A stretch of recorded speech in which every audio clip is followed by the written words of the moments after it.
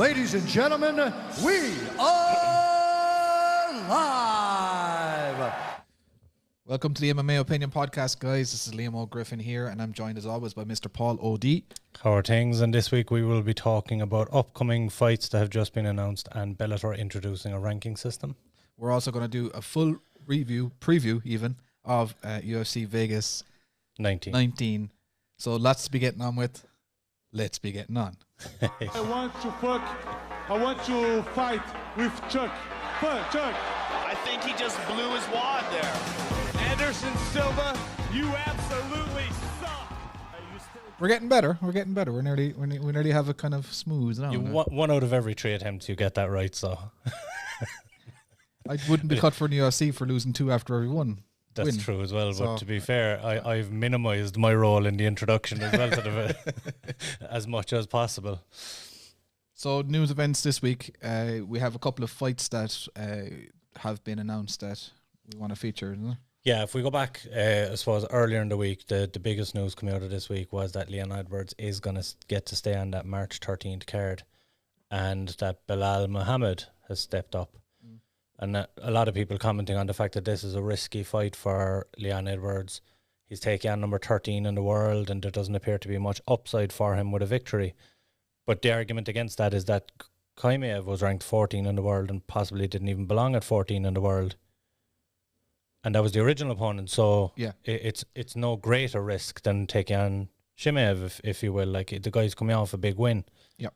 So there's a little bit of momentum there anyway, and he's getting a fight. I think that's just the main thing for Leon. Yeah, so some of the comments that were on that particular post there, anything stand out to you there? Yeah, well, Lawrence King-Sadeo there makes a very good point. Dang props to Belal. He says his leg was getting beat up in his last fight, and that is very true. You talked about this. Those leg kicks can take weeks to recover from. And and it is a quick turnaround. I mean, he looks like a tough fella, so I'd say bit of Tiger Balm and a bit of Albazile or something. Certainly in that second round, it looked like his leg was gone from underneath him, and it was pure determination that was getting him through that last round. So yeah, it might be a factor. We don't know. It's something I'm sure that Leon Edwards has looked at as well.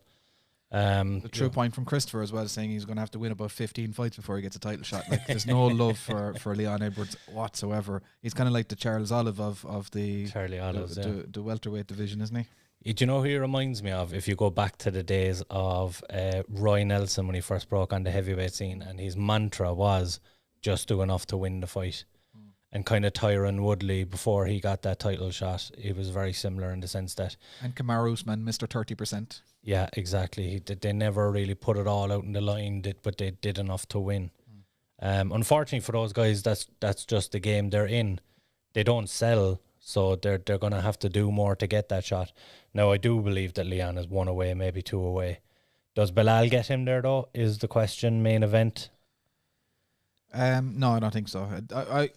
I think both of them are, well, for Leon, maybe if he has an impressive win, I think this might give him that number 1 contender spot next. For Belal, I think he needs 2 more. I think he needs this and 1 more. But crazier things have happened. I mean, like the division's going to be held up now for a while with they've announced that it's Usman and Rohe now for a tough. Well, they haven't officially announced it, but that's what they are targeting, yeah. And that Colby now is going against who's the other guy? Sorry, Gilbert Burns. Yeah. So there's like a 4-man tournament there. Leon Edwards and Belal are outside of that. Yeah. So they're kind of like, realistically, it isn't going to be away. 1. Yeah. Yeah. But like you said as well, though, the welterweight division at the moment isn't on fire. There's not that many contenders. So guys that get big wins, regardless of their ranking, if they're high up there, they could get that next shot.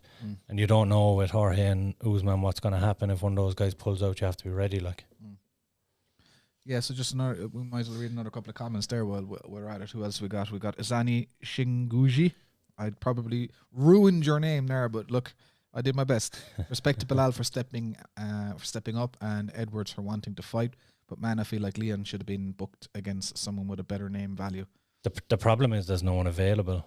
And we spoke about that. I think this was the news item we said we were going to talk about as well. Was that it wasn't that Leon Edwards didn't want to fight anybody bigger name is that he wanted to stay on the March card, and then nobody was available for that particular card. Yeah. So, there was arguments that he shut down the Colby fight, he shut down the Rohe fight, and that he shut down the Stephen Thompson fight.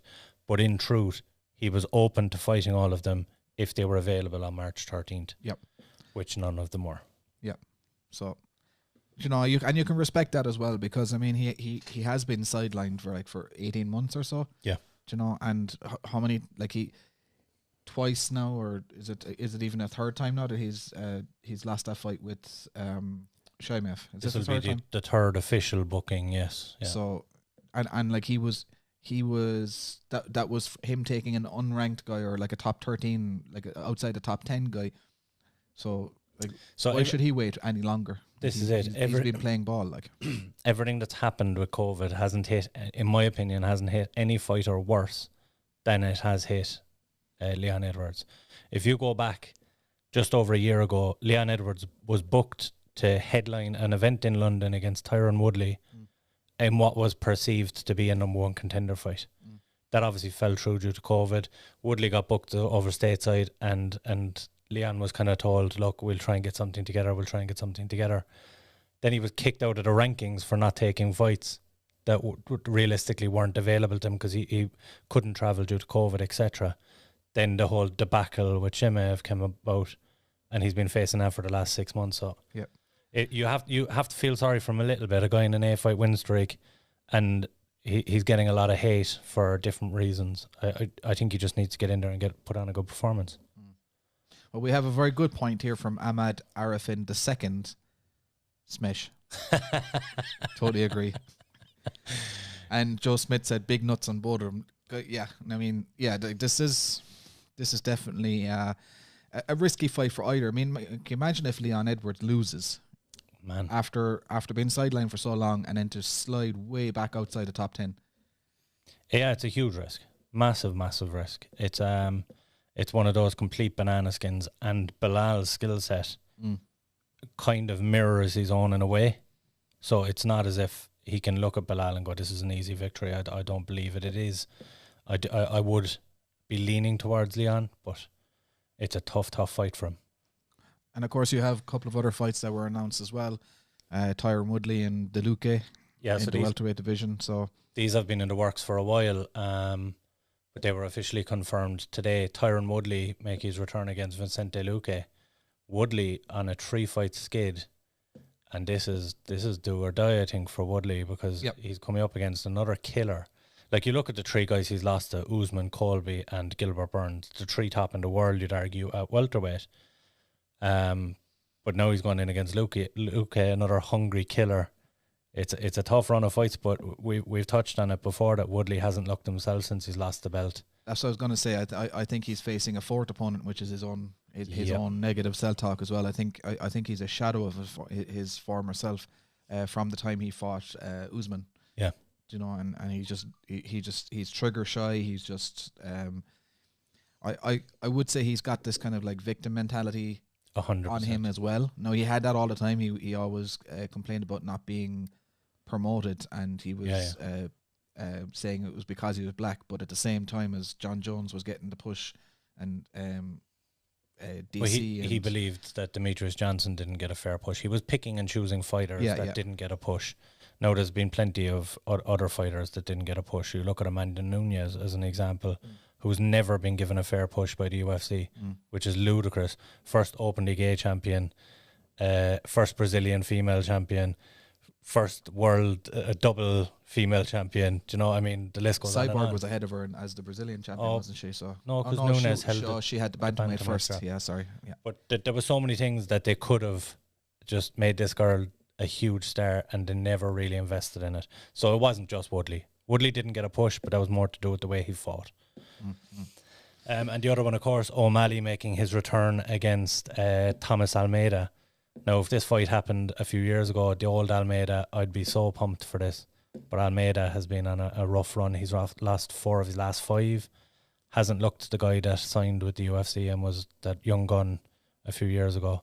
I can see O'Malley picking him apart. I hope O'Malley can put his loss and his character building stuff after it behind him, and just get on and get another win and get back in the discussion in that division. Yeah, well, Ben Riley reckons O'Malley is going to destroy anyway, the colour for hair guy. Yeah, that's accurate. O'Malley, Yeah, that's him. That's him. Yeah. I think it's a wrap for Woodley. Hey, dum. The Vernon Houston, one thing's for certain, 2 of them are getting KO'd. I think he's talking about the 2 fights. I thought he meant just the O'Malley fight. Yeah. You can be for sure 2 of them are getting KO'd, Yeah. Who else we got? Trey Cotto. I believe Dana is going to be very critical over Woodley, Lawler, Jacare, and JDS's next performance, and their dominating loss might be their ticket out of the UFC. Yeah, especially in the time that's in it. Yeah, Trey, they're really kind of trimming down the roster at the moment, and certainly the bigger paid guys. Bigger paid guys, yeah, exactly. They're hard to hold on to if they're not selling and they're not winning. So one of the MMA opinion writers, Mr. Ben Doucette, another day in the kitchen. So he has the boombox playing in the kitchen. So everybody's trying to make food, and we're just distracting them with our bullshit here. But keep her lit, guys. Make sure you be kind of putting out the good food for the people, keeping them sustained. Make sure and cook Ben something nice, because he's entertaining you all, of course. Of course. We do need to move on to this week's card, though. It is a good one. Oh, sorry, the Bellator rankings. We didn't even get into it.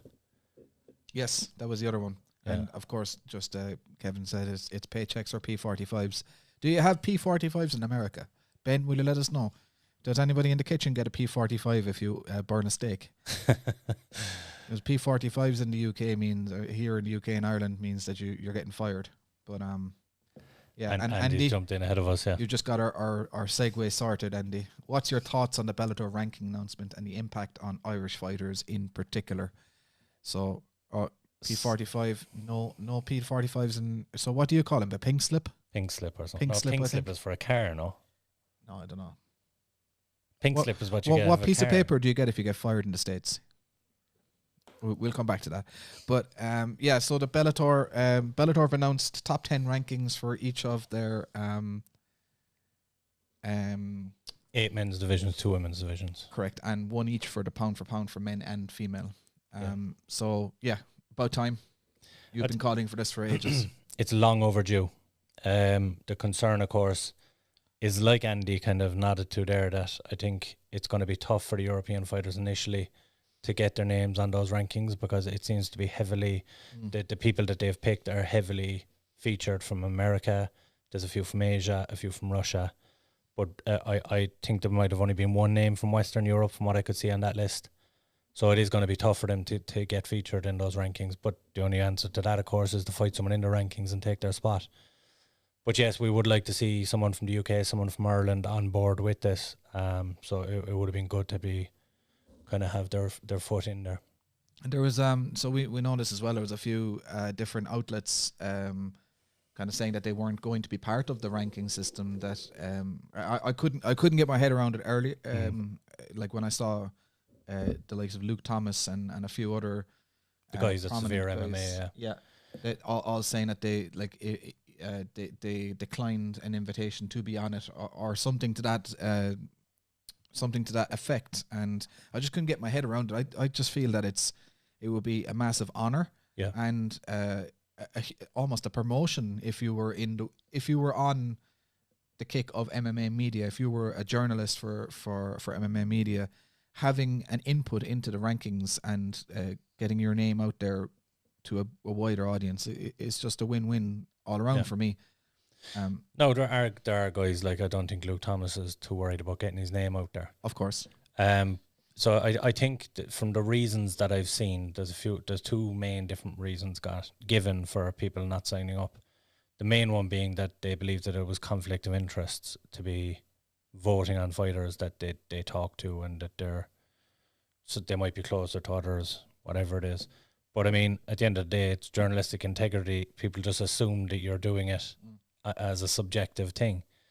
And I think the other main reason that was given is the fact that there were so many issues with the UFC rankings, and the fact that they didn't have full control of the UFC rankings. Now, if that's your reasoning, I think that's all wrong, because you're not giving Bellator a fair shake. You're not giving them the benefit of the doubt that they're going to do it right, based on what UFC, a completely different promotion, have done before. So I don't think they've given them a fair shake if that is your reasoning.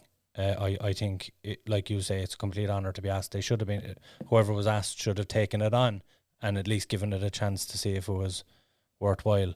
The more people in the know that are making up these rankings, the fairer they are going to be, in my opinion. So, but I like Andy pointed to, I think it's going to be, with the exception of a few Irish fighters that are brands almost within the Bellator staple, that it's going to be difficult for a lot of the other guys to be into those rankings off the bat. And if you want to get a preview of what the heavyweight rankings are going to look like, you should check out Mr. Andy Hickey, Up the Darce on Twitter. Check out his feed, and he had actually a breakdown of what the likely top 5 or 6 ranks are going to be if you go based on Bellator's criteria. So and it's quite alarming. So like Jake Hager is definitely going to be in the top 3 or 5. Like, based on the criteria they have, and on current records and current form, Jake Hager has to be ranked in the top 5. I read that list 10 times over trying to figure out how you could leave him out of the top 5, and I can't find a way. Which, if you're one of those journalists and you're going through that list as well, you're going to be pulling your hair out trying to find a way to not put this guy in the top 5, because we all know he doesn't belong up there. But based on Bellator's current criteria, maybe they'll learn and maybe things will tweak and change a little bit. But yeah, it's a bit bananas. And that heavyweight division, of course, you have Ryan Bader with the title. And apparently at the end of April of this year, he's no longer eligible to be ranked. ranked. He's no longer eligible to be ranked, even though he's champion. And surely there's a question there has to come up. Do you have to vacate if you're no longer eligible? So it is certainly a strange one. Well, there'll more than likely be teething problems, as there has been for any new thing. But I mean, if they're going to readjust the rankings every week anyway, they'll get a chance to iron them out. But it does give clarity for guys. 100%. Like, we were even talking to fighters this week who had ideas of who they were going to call out, and then they were like, hang on, let me see what the rankings are, because I might actually be calling out a guy that's behind me in the rankings, and that wouldn't actually forward my career. So now we're going to see a lot clever, a lot more clever call-outs possibly, or call-outs that will actually get someone to the title faster. Yeah. Because there has been kind of a lack of knowledge, even because when I spoke to Derrick Anderson, a Bellator middleweight last year, he discussed about, I asked him who he'd like to call out, and he openly said, I don't know who gets me closer to a title right now. He said he knows the guys that are right there, but he didn't know who was the next step to get there. So, I think for a lot of those guys, they're going to be absolutely over the moon with this news. Yeah, absolutely. So, just coming back to our P45s and pink slips there, Ben Doucette said that in the kitchen industry, the servers just eat the mistakes. So you can get a lot of burnt steak if you're working as a waiter and stuff. So most states have an at-will employment, so they don't have to have a reason or a piece of paper saying you're fired. They can just say, get out. Yeah. We've got like a 14-day notice here. In Ireland, it's bananas. I've worked in management, and you have to give... There's a whole series of warnings you have to go through before you can get rid of someone, and it is fucking nuts. The amount of people that I've wanted to go, get the fuck out. Yeah, we've tried to fire somebody from the gym before. And it's difficult. It took us nearly a year and a half to do it. Yeah, it's bananas. Because the first warning you put them on, you let them know what is going to create a next warning, so it stops them. But it's very hard. So most of the rankings board appear to be MMA junkies or MMA junkie writers. Sorry, I didn't mean to call them MMA junkies there, but I don't think they take that as an insult. Oh God, no. There's 5 or 6 of them from MMA Junkie out of 15. Now look, MMA Junkie, to be fair, they're one of the biggest sites, and they are spread out. Like, you have Latin America writers, you have North American, you have Canadian based writers, and I think they have a good couple of European based reporters as well. So they do give a broad spectrum, but it is a little bit murky that they're tied into the one side. I will agree with that. So what's everybody else's opinion? If you're listening in, what do you think? Is it a good thing for Bellator? Is it a step in the right direction?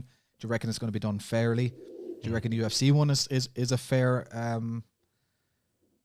reflection on who's in the title picture, or is it kind of favoritism? Well, here's the perfect example, and we discussed it already just randomly today, that the UFC's ones aren't fair. Because when Leon Edwards got removed from the rankings to try and force him to take a fight, and that's all it was, the reporters and the people making the rankings had nothing to do with that and no say in it. That was the UFC just taking him out of the rankings. So they have final say and final control. Whereas Bellator have said it'll be a third party and they have no control or no say. And you hope that this is above board and honest in that case. Yep. Well, we shall soon see. Yeah. I think April is the start of early April. They said they will be released before the first fight, so that they should be out at the end of March, you would imagine. Okay, so I suppose let's get stuck into UFC Vegas 19. Will we start from the main fight? We'll start from the main. Okay. Makes sense. So, obviously, we've got Mr. Blaydes and Mr. Lewis. Phenomenal fight. I feel like this one has been booked forever. I feel like I've been waiting for this fight for 3-4 months. And the obvious narrative here is that it's grappler versus striker, and it is very much that. But there's so much more going on in the fight. We know that Blaydes has been knocked out by Ngannou and has that fear, but just chains his takedowns together. Yep. But we also know that Lewis has that ability to just pop right back up. Yep. He's not out of there till he's out of there. And even though he can be gassed for 3 rounds of a fight, he still has that KO power with a minute left in a 5-round fight. So it is a very interesting fight. It is a very difficult one to call, both on massive win streaks as well. The one concern I have for both these guys is, what do you do? Whoever wins this fight, what do they do next? Do they sit out and wait until... Because we know with John Jones now in the picture, and there's 3 guys there, they could rotate for 2 years between the 3 of them competing for that title. Yeah, I just think this, like, John Jones just needs to get the fuck out of here now for a while. Like, needs to fight another contender and prove his worth at the heavyweight division. I just don't see him. I don't see it being fair for him to fight for a title straight away at all. And even if he was to fight straight for a title, don't let Ngannou and Stipe take each other out, leaving the prize for John to just steal in the end of the day. Put him against Ngannou, let him get through Ngannou first, and then if he beats Ngannou, then give him a shot or something like that. It's only the likes of Curtis Blaydes and Derrick Lewis and Alexander Volkov who've been putting these wins at heavyweight together for years. These are the guys that are being hurt. Of course. And I don't think I don't think a John Jones fight would sell any less at heavyweight because it's not a title fight. I think he still does pay-per-view numbers at heavyweight, regardless of if he's like him versus Ngannou for a non-title fight. It's a huge fight, but the concern, of course, is UFC don't like to put on pay-per-view events without a belt being on the line, unless your name is Conor McGregor. We know that John Jones isn't a Conor McGregor draw, and I don't think they're going to put John Jones in a co-main event either. So it's quite a tricky one with John. He's gotten to that stage of his career where he needs to be in title fights, and I think that's their reasoning for it. But I completely agree with you. I think it's shitting on the guys outside of that little bubble at the top. Let's say Curtis Blaydes wins on Saturday. Yeah. What does he do? Go fight Volkov, and then maybe the winner of Gane and Rosenstruck, another 2 killers after putting 5 huge wins together at heavyweight, which is almost impossible to do. Yeah. I mean, the fact, if he gets through Derrick Lewis and has to go through another 2 killers, it's insane that he wouldn't have got a shot at that point. Yeah, no, I agree. So how do you see the fight going? What way? So obviously we know that Blaydes is a very strong wrestler, and Lewis is, surprisingly from the shape of him, he's actually very explosive and does flying knees and everything, and he's really deceptive as a fighter. He's unorthodox in almost everything he does except for that right hand. That's the only thing you're expecting. Everything else is completely unexpected that he throws, and even the way he gets up off his back. He can be lazy at times in there, but he gets away with it because of the way he's so explosive. He's explosive, yeah. I've gone back and forth a couple of times on this one. My heart says I want Derrick Lewis to win because I genuinely think he's one of the most entertaining fighters we've ever seen at heavyweight. But I think Blaydes Blaydes is going to get it done. I think he's top heavy game is just a little bit too much for Derrick. And so I was going back and forth on this as well, like you were saying as well. I couldn't really make my mind up early on, but I've been watching a good bunch of their fights now over the last few days just to try and get some tendencies and some clues as to what I think might happen.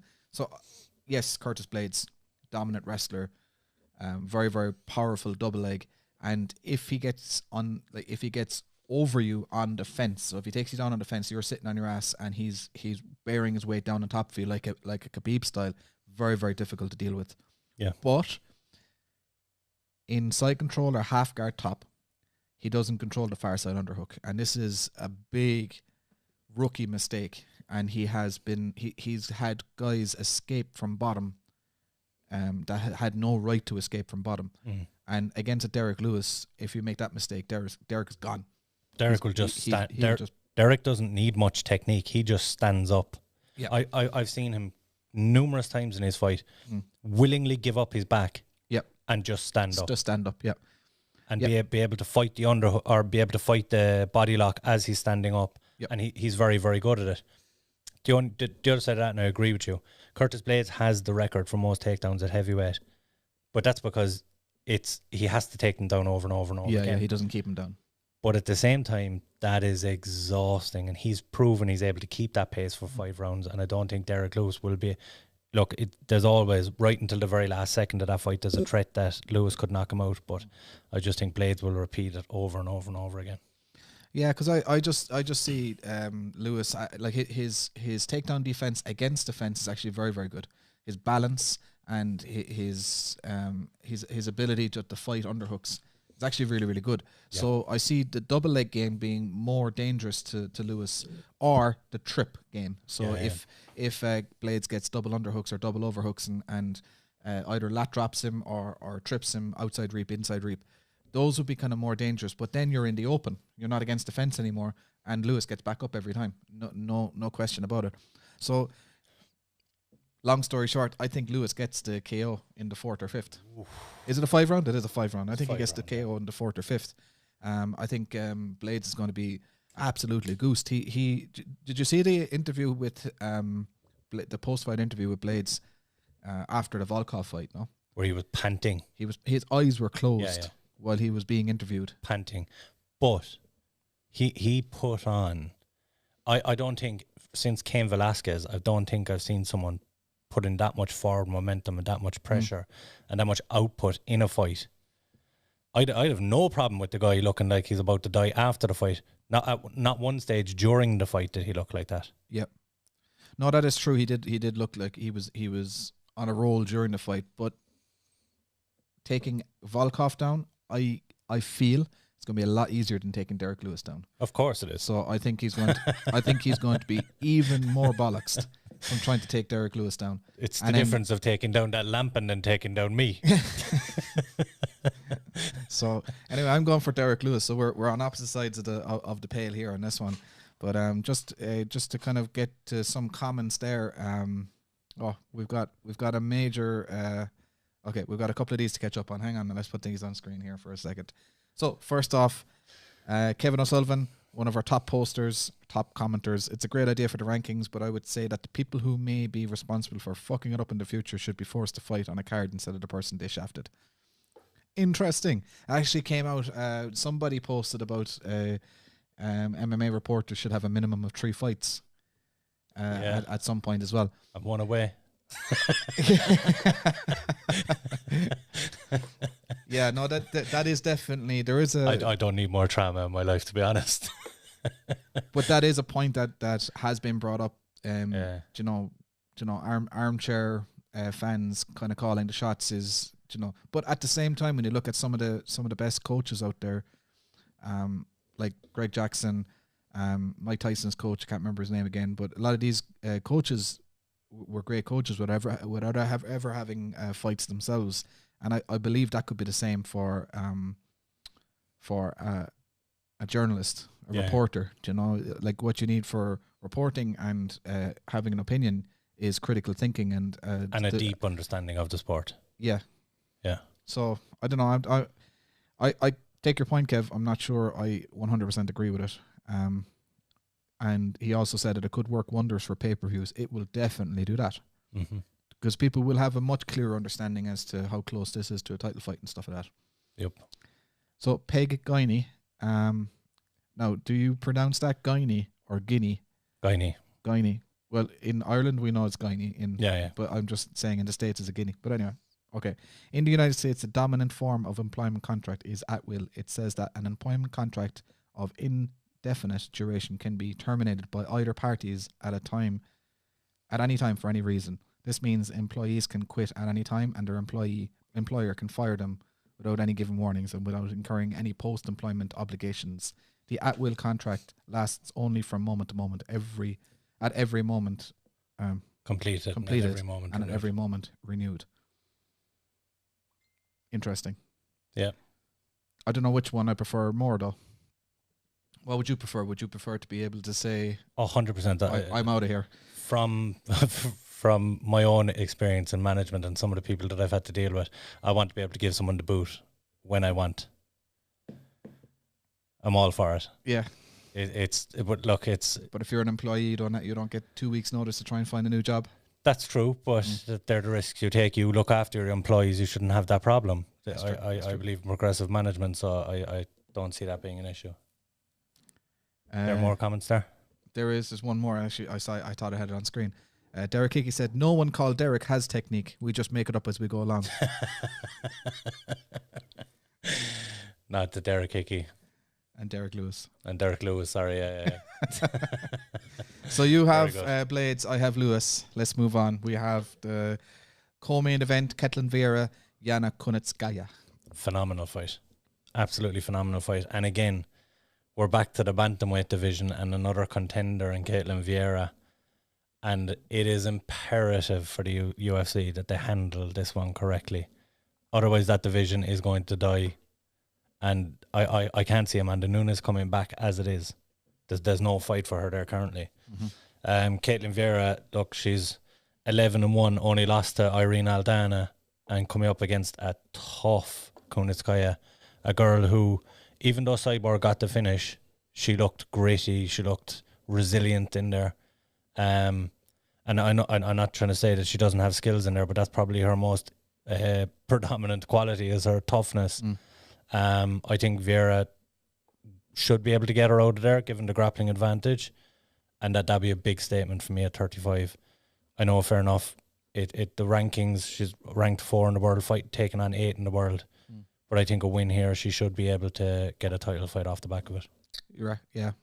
I was back and forth on these two. I think, I like Kunitskaya is definitely tough as nails. I mean, she had Cyborg worried for the first 2 minutes of that fight, and who would have expected somebody to outmuscle Christian Cyborg in the clinch? Yeah, and that to me is a big key to victory for Kunitskaya in this particular fight. She's going to be stronger than Vieira in the clinch against the fence. Yeah. Now she's got a very, very bad habit Kunitskaya has in I'm talking about in this case. She throws single jabs with her head in the air and then pulls straight back out in a straight line, and she's been caught with overhands or crosses over the top of her jab shoulder numerous occasions and left hooks. And what does Vieira do? She hooks like Vanderlei Silva. She's from that Nuevo União gym, where it's typically like arm punches. It's not pretty. It's not technical by any means. But there's power behind them. But there's a lot of power there. So if Kunitskaya is kind of jab heavy, she's going to get caught. But the other thing that Kunitskaya does is she manages range really, really well with her kicks. So she uses an oblique kick on the lead leg of her opponent. She throws body kicks. She throws leg kicks. So that could manage the range, and then she closes the distance then and presses her up against the fence. I actually see this going 3 rounds with Kunitskaya just pressing her against the fence and eking out a decision that way. You see Kunitskaya getting away? I do. Whoa. I don't think Caitlin Vieira has seen that one coming. I don't think Vieira has the finesse in her striking to land the shots. She has the power. If she catches her, she'll drop her. Yeah. But I don't think she has the finesse to get past the long legs of Kunitskaya. And once it gets to the clinch, she's not going to win that. See, and I believe for Vieira to win, she's going to have to get into the clinch. I just think she's going to have to get to the clinch to take her down. Yeah, but she's not going to get her down. I don't think she's going to get her down. I think with trips and everything, she will just about get her down. Look, there's 2 fights. Yeah, she does have a trip here. Yeah, there's 2 fights I'll point to. Kunitskaya got subbed by Tanya Evander in Invicta, and it was one of those where Evander was going through the phases, and you could see she was ready to tap as just as it was about to go in. And Vieira, we know, has a very good submission game. Yep. Managed to submit Sarah McMahon. Yeah, from half guard. Yeah, head and arm choke. So I just think when it hits the mat, I do think it'll hit the mat. I think Vieira completely outclasses her. And I think that's the equaliser. I think when it gets to the match, she completely outclasses her. Like you, I do believe it's a fair matchup on the feet. But yeah, no, it's a great fight. Yeah, 2 big girls as well for the division. Well, Kunitskaya came down from 45 and looked, like you said, handled Cyborg quite easily up at 45. So she's going to be absolutely massive, even compared to Vieira, who's big enough for 35 anyway. Yep. So we're on opposite sides of the thing, of the draw on this one as well. Yup. What's everybody else's opinion, guys?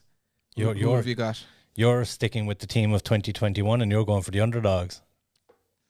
Are my 2 underdogs? Kunitskaya is a huge underdog. Okay, I didn't see any of the betting odds. And as far as I know, Derrick Lewis is an underdog as well, but I can't imagine it's huge.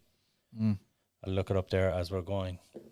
But yeah, the dogs have been barking this year. I will give you that, so I'm not going to rule anything out. But that one particularly did surprise me. I thought you'd be on Vieira 100%. Yeah, I was kind of flip-flopping until I had a kind of a deep dive in some of the videos, and then but I mean, like I'm picking out some really small details that may not even appear, you know. You know, but again, that's what we all do anyway. So, but Kunitskaya certainly, like you say, she will have a strength advantage, but it's whether she can avoid being tripped and being grinded down against the cage. Yeah, I just don't see Vieira getting her to the ground at all, I'll be honest. You think her underhooks will be too strong and she'll be able to stay on her feet? Yeah, and she's got some judo as well. Like both these girls have judo. Yeah. But it's Kunitskaya's dominance against defense. She, like, as soon as they get to defense, Kunitskaya is going to be on the outside. Caitlin Vieira is going to have her back against the fence, and she's not going to get trips from there. Yeah. She might get judo throws from there, but she's not going to judo throw another judoka. No. So yeah, I just see it. Yeah, that's my opinion on it anyway. So if you were to put a bet on the 2 of them alone, you'd be getting odds of 11-1. That's all right.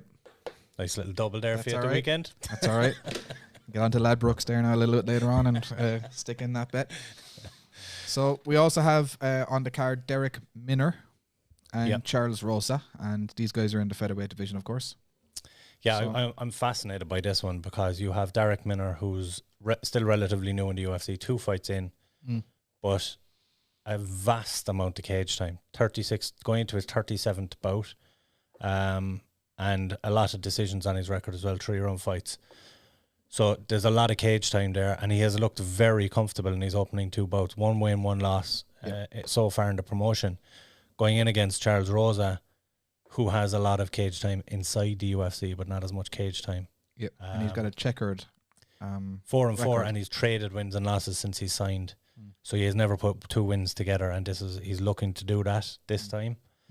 I just think when you weigh up experience, for me, I think the experience inside in the octagon, the experience in the UFC will outweigh Derrick Minner's experience advantage in fight time. So I can see both are very well rounded. I think Minner just has an advantage on the mat, but only just. But I think Rosa just has an advantage on the feet. I think Rosa just about gets it done though.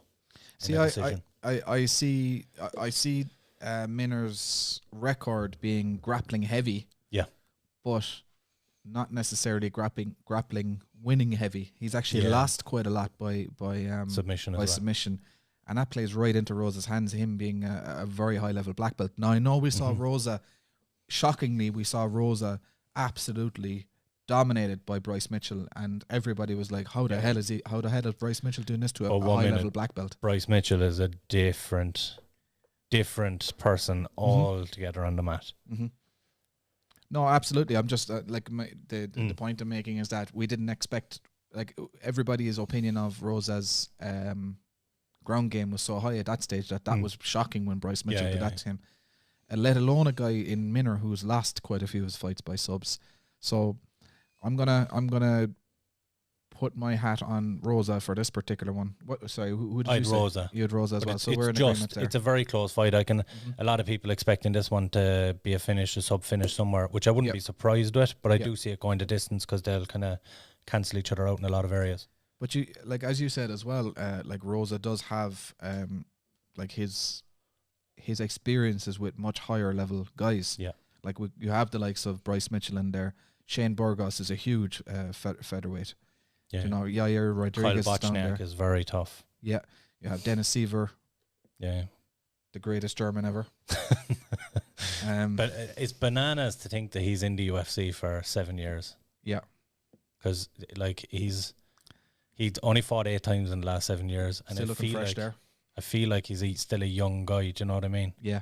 But his experience, like you say, is against much tougher opponents, yeah. On to the heavyweights. So more heavyweights. This is a night of heavyweights. We're going to have maybe the Hulk Spillane come in to break down the post fight afterwards. See what he takes of this on Sunday night. But Alexei Olenek and Chris Daukaus, another great matchup. Phenomenal. This is like possibly a passing of the torch, or possibly an old school beatdown. Yeah.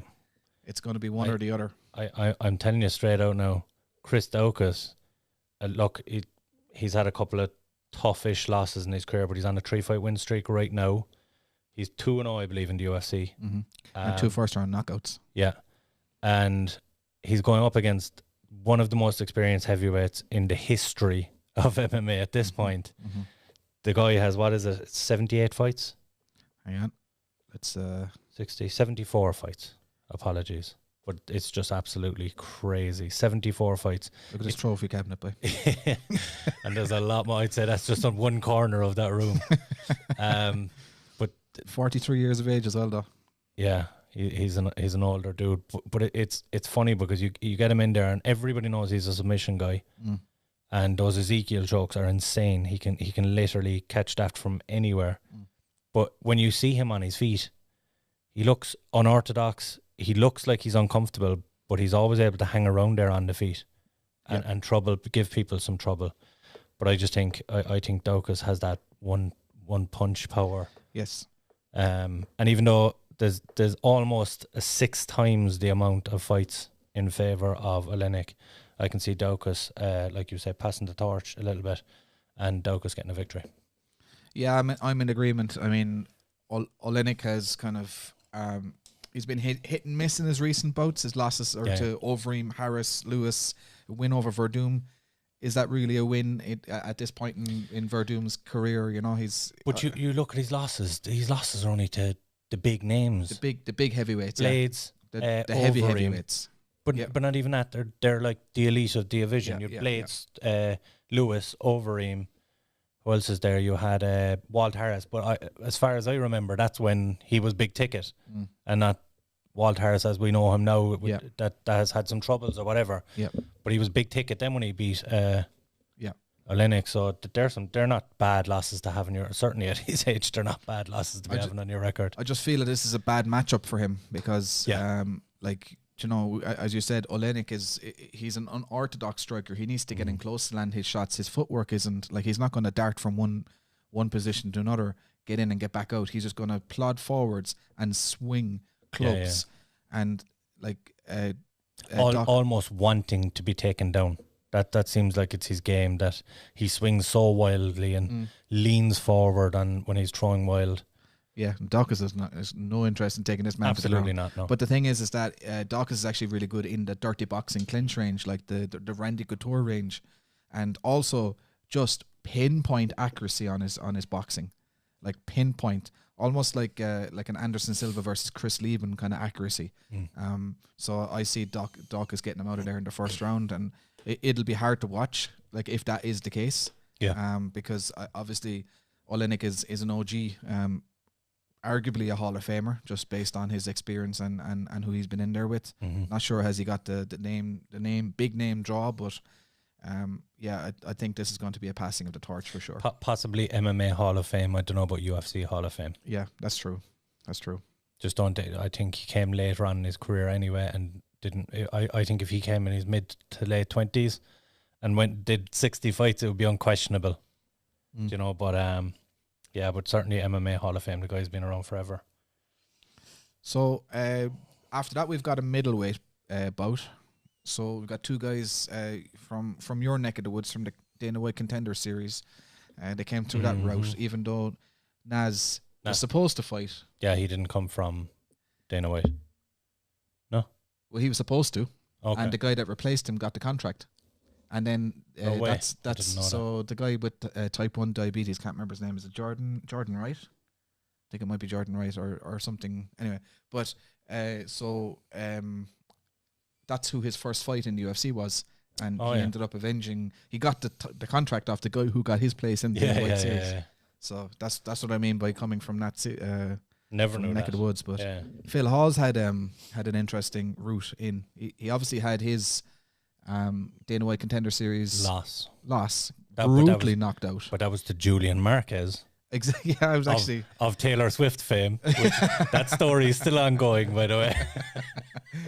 But that was a vicious knockout. That was like an old school UFC knockout. I can't remember who did that knockout when they kicked someone in the face. Was that Salmon? Rashad Evans knocked out your man Salmon. Josh Salmon, yeah. With a head kick to the face as they were running away, almost. Very similar. But then he went off and he fought for Brave.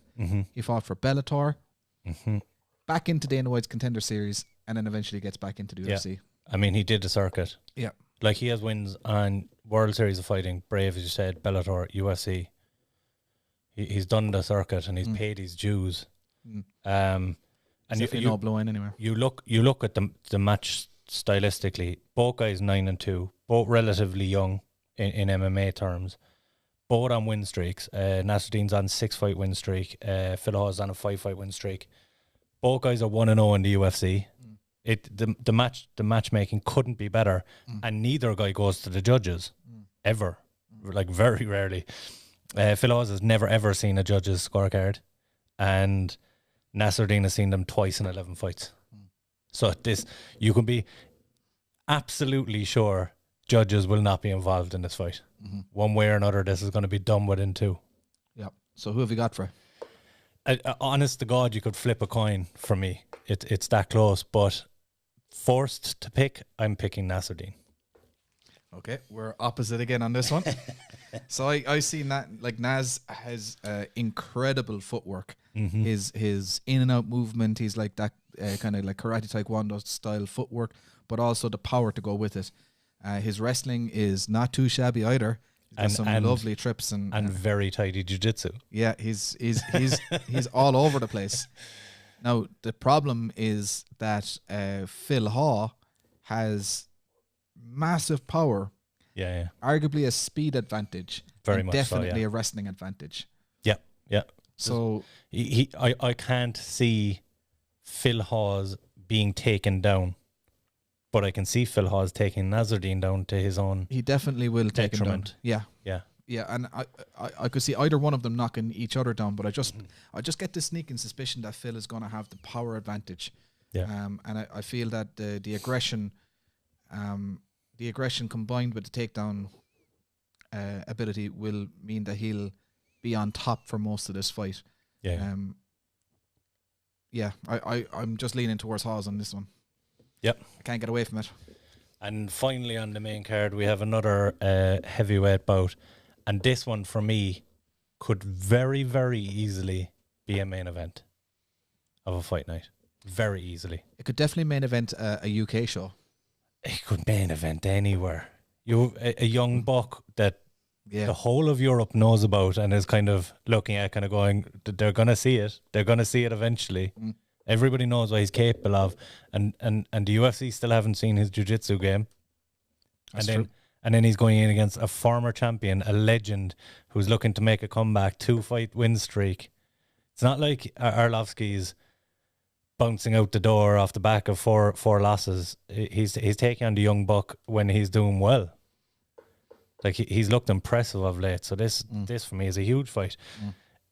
Obviously, the Lewis and Blaydes one is a bigger fight, but I can't see why this isn't at least co-main event on this card. Yeah, no, it is a huge fight, and it's going to be a fun fight as well. Yep. Although, yeah, like I can't see Arlovsky surviving the first round.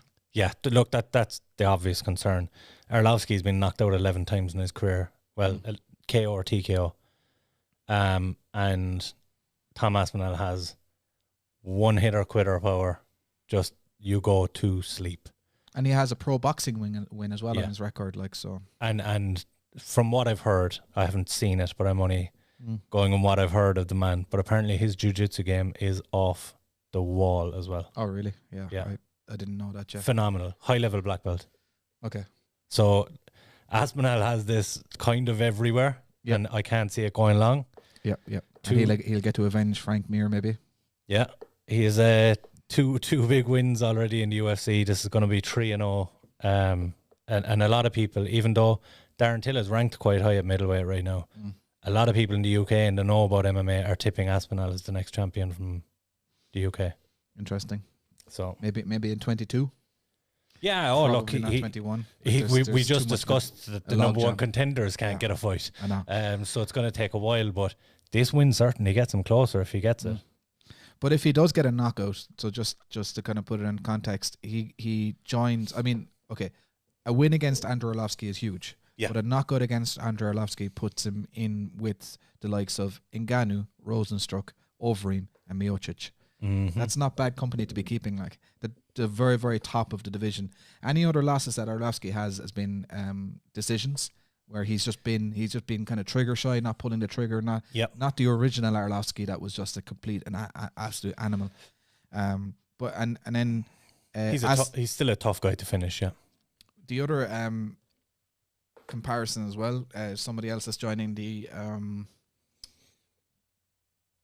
heavyweight division that we talked about a little bit earlier, Mr. John Jones and Tom Aspinall both have DQs from 12 to 6 elbows. So I didn't even think about that. So that'll be a nice one. And of course, Frank Mir is rooting for Tom Aspinall because there's maybe a love child in interest in there somewhere. Really? What are you talking about? Is Tom Aspinall not Frank Mir's love child? Is he? I was wondering what you said with the Frank Mir. This is news to me. Absolute news to me. So do you know how what's Ben Askren and your man? I get you now. Jesus, lads! I thought you were actually. My God! I thought you were breaking some fucking sinister news here. No, just taking the piss. You're talking about Ben Askren, Chase Hooper. I get you now. Yeah.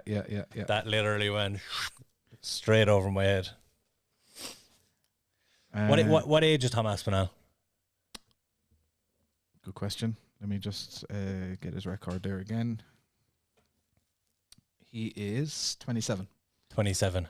He's a baby in that division. Hard not to see him being champion in that. Yeah, 100%. 100%. Something will have to, for me, something will have to go drastically wrong yet. So Andy Hickey saying Cage Warriors' most recent exports, Modestas, Herbert, and McKee, have had their troubles hoping Big Tom gets the momentum going again. Yeah. Absolutely. He's very true. He's flying the flag for this part of the world at the moment, 100%. Yeah. Himself and Darren Till, as you said a little bit earlier, but he does definitely have momentum on his side, and Darren Till seems to be tied up in a Mike Perry kind of feud at the moment, so maybe he'll be stuck in the mud for a while. He's just having too much entertainment, pissing off Mike Perry, yeah, for sure. Enjoying himself a little bit too much.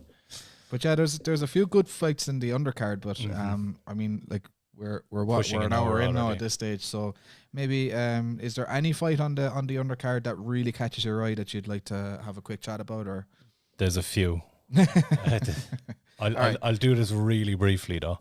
I'm going to leave you go on this one because I'm not really au fait with the undercard. So take it away. Opening fight of the night is a heavyweight fight as well, and you have Jared Vanderaa, who fought on Dana White Contender Series the most recent season. Impressive performance, got a KO win. He's making his debut against a guy he called out after his Dana White Contender Series win. He wanted to fight Spivak, called him out, and he got what he asked for. So this is this is throwing yourself into the deep end, because it's not like he called out a guy that's just anybody. He called out a tough, grizzly veteran From Moldova, is it? at heavyweight. Yes. So he's throwing himself right into the firing line. I'll be very interested to see how he gets on, but he did have a very impressive win on Dana White Contender Series. You move up the card, you have Nate Landwehr versus Julian Rosa, another phenomenal fight. Very interested to see how that one goes. Again, I see this as one. Look, Julian Rosa, I feel like has been around forever. This is actually his third stint now in the UFC. Mm-hmm. He went 1-1, then 0-3, and now he's 1-0. But I think this is a tough stylistic matchup for him. I think Landwehr, he's a little bit younger, a little bit hungrier, and a little bit more well-rounded. I'd give Landwehr the edge just about. And of course, we have Eddie Wineland coming back to face John Castaneda in another big fight. Both guys are 1-3 in their last 4, so this could be a losers leaves town. Pressure's on both guys, and that generally makes for quite an interesting fight. You have Wineland coming back after that really bad KO from Sean O'Malley. We haven't seen him since. And Castaneda looked quite okay against Nathaniel Wood, who we know is a contender. So, interesting fight. And finally, you have Danny Chavez, the Colombian warrior, taking on Jared Gordon in the feature fight up at the top of the prelims. And that's an interesting one as well. I think Danny Chavez is one to keep an eye on. 4-fight win streak, 11-3. Jared Gordon did get a big win over Chris Fishgold, and we know how tough he is. So, yeah, and you even look, Jared Gordon's losses. Guy hasn't been in the division too long, and he's already fought Diego Ferreira, Charlie Olives. So it's a tough one, but a good fight. And that's my ranting on the prelims done. Okay, fair enough. Well, I'm not going to have anything to add to that. This is one I was meant to ask you. This guy here, Ayman Sahabi. Yeah. Is that Farhad Sahabi's younger brother? Because he's in TriStar. Ayman Zahabi, yeah, it is indeed. Ayman Zahabi. That's a good Irish name. Yeah. And he actually does a lot of the cornering now for TriStar as well. Okay. But look, he hasn't looked fantastic since his debut in the UFC. He's 1-2 overall, and that's over a course of a few years now. And Draco Rodriguez is going to be a very tough out for him. He's making his debut after a huge sub win on Dana White Contender Series as well. So tough one for him. So yeah, so we're on opposite sides for most of the fights. We're going to have interesting kind of a betting war. I'm definitely putting a good few quid on this weekend now, because I did okay last weekend. I think I might be slipping into a gambling habit here. You earned some money last weekend. You were 10, 15 quid in your...